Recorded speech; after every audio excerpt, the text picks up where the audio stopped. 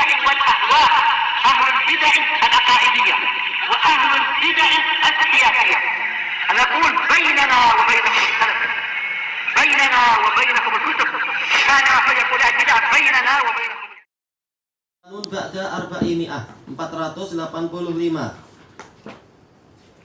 Wa anhu, yaitu Abi Hurairah radhiyallahu an qala Rasulullah sallallahu alaihi wasallam sab'atun yudhilluhumullahu fi dhillihi yauma la dhilla illa dhilluh. Ada yang kemarin sudah selesai ya. Ada 7 jenis manusia yang akan Allah naungi mereka di dalam naungannya pada hari di mana tidak ada naungan kecuali naungan Allah. Imamun adil. Yang pertama adalah pemimpin yang adil. Dan ini memang sangat susah. Tayyib. Wa syabun nasya'a fi ibadatillahi ta'ala. Anak muda yang dia tumbuh di dalam peribadatan kepada Allah Ta'ala. Wa rajulun qalbuhu mu'allaqun bil masajid. Dan seseorang yang hatinya itu tergantung, terpaut, selalu terikat dengan masjid-masjid. Wa rajulani tahabba fillah ijtama'a alaihi wa tafarraqa alaihi. Dan 2 orang yang saling cinta karena Allah, berjumpa, bersatu karena Allah dan berpisah juga karena Allah. Wa rajulun da'athum ra'atun dzatu mansabin wa jamal. Dan seorang lelaki, jelas di sini sekarang jadi lelaki karena nanti ada imra'ah, dipisahkan jadinya. Lelaki yang dipanggil oleh seorang wanita yang memiliki mansab, yaitu kebangsawanan, wa jamal, dan kecantikan. Faqala inni akhafullah. Dia mengatakan saya takut pada Allah. Wa rajulun tasaddaqa bi shadaqatin fa akhfaha hatta la ta'lama shimaluhu ma tunfiqu yaminuh. Dan seseorang yang bersedekah dengan suatu sedekah, kemudian dia merahasiakannya sehingga tangan kirinya tidak tahu apa yang diinfakkan oleh tangan kanannya. Wa rajulun dzakarallaha khaliyan fa fadat ainah. Dan seseorang yang mengingat Allah dalam keadaan sendirian, kemudian berlinanglah air matanya. Muttafaqun alaih. Disebutkan oleh Ibnu Hajar rahimahullahu ta'ala bahwasanya hadis ini mencakup laki-laki dan perempuan semuanya kecuali yang pertama, yaitu imamun adil. Karena Allah Ta'ala telah mentansis ar-rijalu qawwamuna 'alan nisa.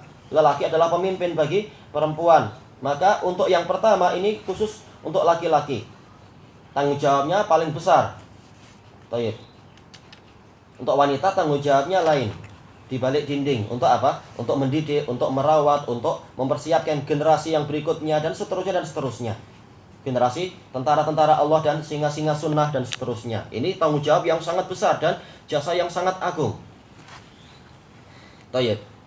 Kemudian kalau kita lihat masing-masing dari pembahasan ini, yang pertama adalah pemimpin yang adil. Jelas ini memerlukan apa? Jihadun nafs yang sangat besar. Tidak menerima rasuah, tidak menerima kritikan dan ancaman. Kritikan dalam artian kritikan ahlul batil. Berapa banyak orang yang ingin ingin tegak di atas tauhid dan sunnah dan juga ketaatan, tapi karena dikritik oleh negara-negara kafir akhirnya takut, akhirnya luntur. Ini perlu jihadun nafs yang kuat.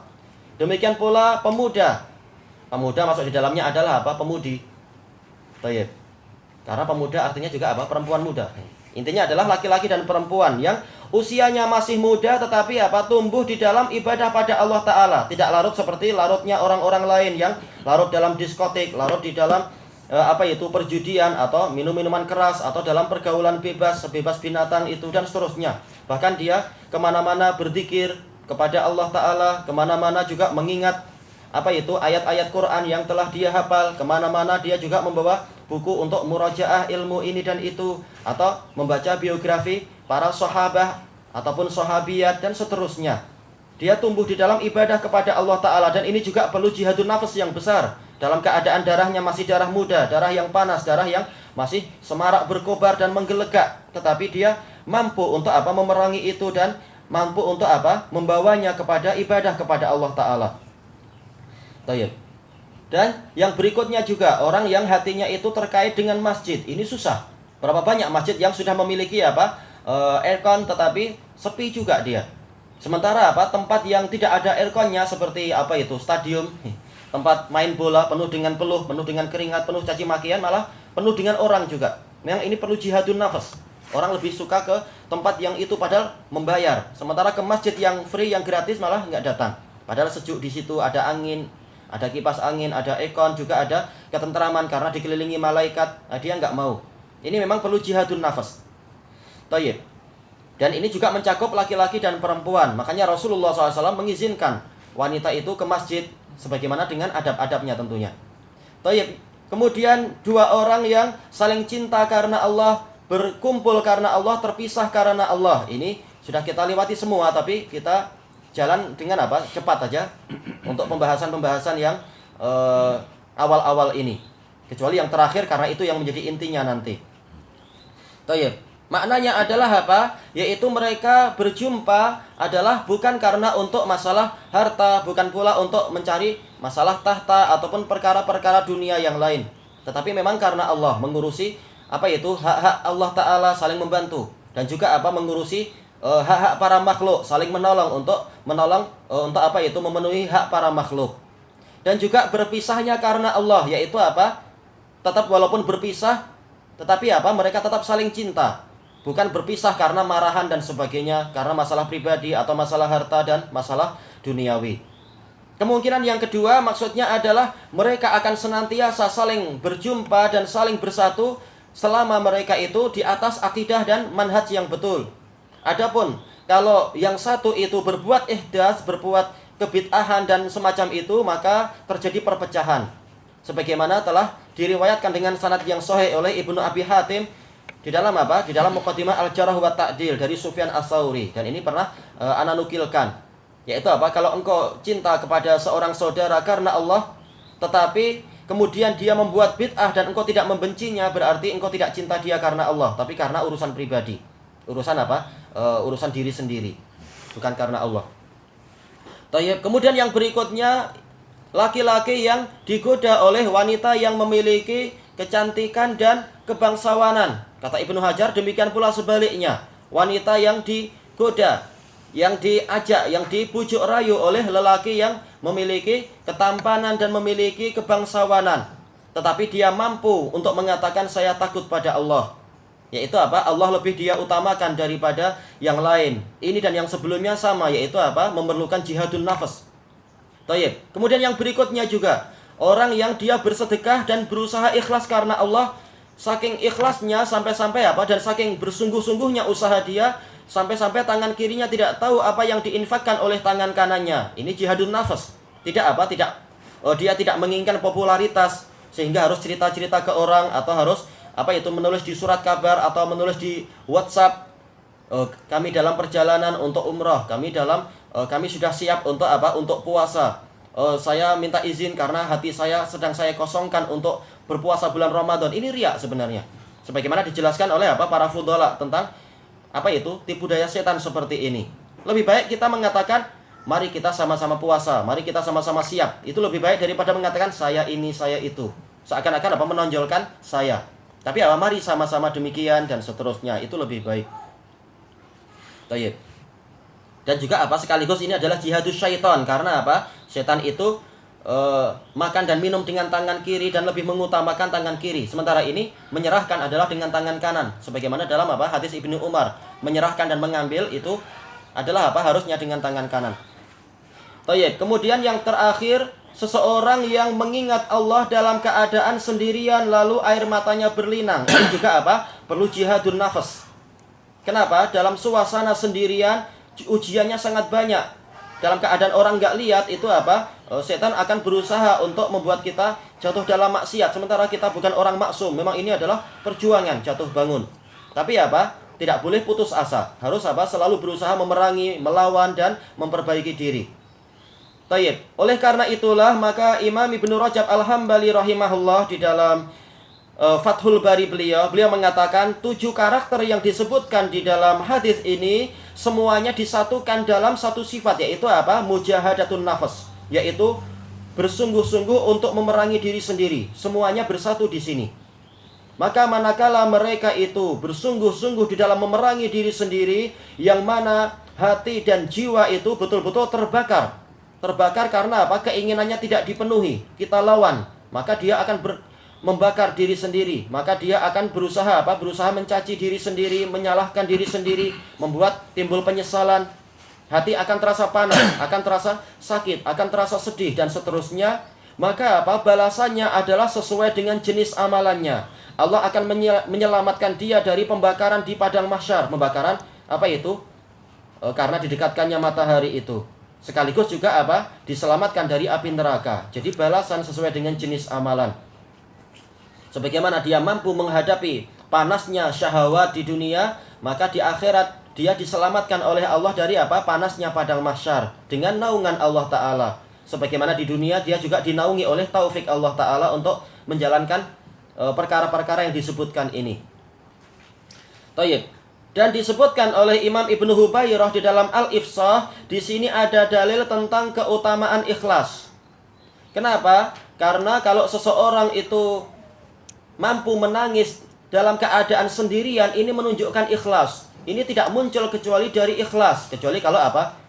Kalau nangisnya karena sedang potong bawang, nah itu lain. Atau nangisnya karena, aduh ini sudah 3 bulan gak ada duit, nangis, ini lain. Nggak dosa, tapi apa? Tetapi yang dijamin mendapatkan naungan, ini adalah yang menangisnya karena zakarallah, karena dia mengingat Allah. Dan dari mana sisi ikhlasnya? Karena tidak dilihat orang. Adapun kalau dilihat orang dia pura-pura menangis, maka mungkin ini adalah apa? Sekedar artis, atau mungkin sekedar pelawak, atau apa itu, yang memang mudah menipu orang lain. Mudah apa itu? Bergaya. Sandiwara. Ya, bersandiwara, tamam, itu sandiwara. Oleh karena itulah disebutkan oleh Ibnul Jauzi rahimahullahu ta'ala dalam Talbis Iblis terhadap apa? Sebagian para qurra dan sebagian orang-orang sufiyah ketika sedang apa? Membaca Quran di hadapan orang banyak, maka dia menangis, kemudian dia pingsan. Maka apa? Ditantang orang itu, kalau betul memang Anda ikhlas sampai seperti itu, menangis dan pingsan, coba kali ini Anda baca Quran di atas bumbung sana. Di atas bumbung, di tepi dinding. Nah, mampu enggak? Enggak, pasti apa? Pikirannya akan, oh nanti saya jatuh kalau pingsan ini. Tapi menunjukkan apa? Dia tadi nangisnya, demikian pula pingsannya bukan karena Allah, tapi karena dilihat orang. Seandainya karena Allah, dia enggak akan mikir yang lain. Tidak akan mikir orang ada atau tidak ada. Tidak akan mikir dia di mana. Karena apa? Pikirannya memang betul-betul karena Allah. Oleh karena itulah disebutkan di dalam kitab yang lain, yaitu apa? Di dalam Syiar A'lamin Nubala, dalam biografi Yahya bin Sa'id Al-Qattan, syekhnya Imam Ahmad, disebutkan dalam biografinya itu ketika sholat qiyamul lail dan sendirian beliau membaca Quran, kemudian apa? Beliau langsung terkesan dengan bacaan, langsung apa? Beliau menangis kemudian pingsan. Dan itu terjadi terulang-ulang karena memang sangat jernihnya hati dia. Memang disebutkan beliau itu seakan-akan apa? La yuhsinu ya'sillah. Beliau nggak pandai untuk maksiat, itu nggak pandai. Istilahnya sampai macam itu. Kalau kita apa? Taat itu perlu ilmu, sementara apa? Maksiat nggak perlu diajari, mampu maksiat.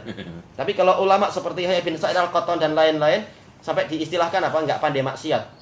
Maka sedemikian jernihnya hatinya, setiap kali baca Quran di dalam keheningan malam, dia langsung pingsan. Tayyib, menangis kemudian pingsan. Suatu ketika kata pembantunya, dilihat apa itu? Ya, didengar ada suara yang keras. Ternyata apa? Beliau ketika menangis dan pingsan itu terlalu dekat dengan apa? Daun pintu. Akhirnya apa? Badannya menjatuhi pintu, akhirnya berdarah, pingsan. Tayyib, pingsannya karena apa? Karena berdarah. Ini adalah apa? Keadaan orang-orang yang ikhlas.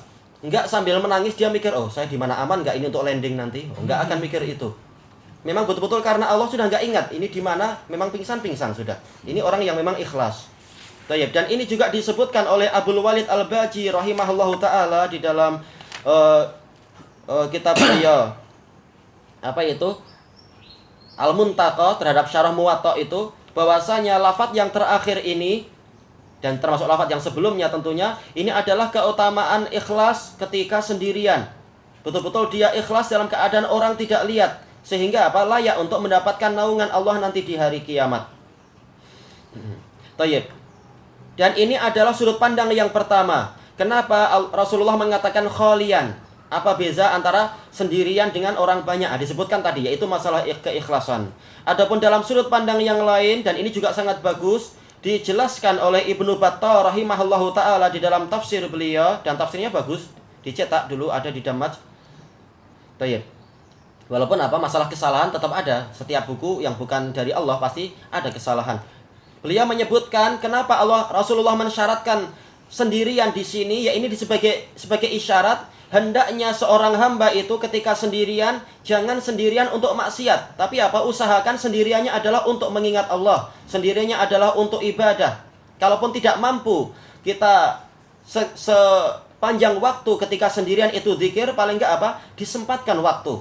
Mungkin dalam sehari semalam adalah saat-saat ketika kita sendiri itu adalah sendirinya untuk Allah, mengingat karunia-Nya, mengingat kenikmatannya, mengingat betapa banyak orang yang celaka sementara dia diselamatkan oleh Allah, padahal dia bukan orang yang paling pandai, bukan orang yang paling hebat, bukan orang yang paling jernih, bukan dari keluarga yang paling pandai atau paling ulama, tapi kenapa Allah selamatkan dia sementara orang-orang lain, anak-anak ustadz banyak yang celaka, anak-anak ulama banyak yang durhaka dan seterusnya.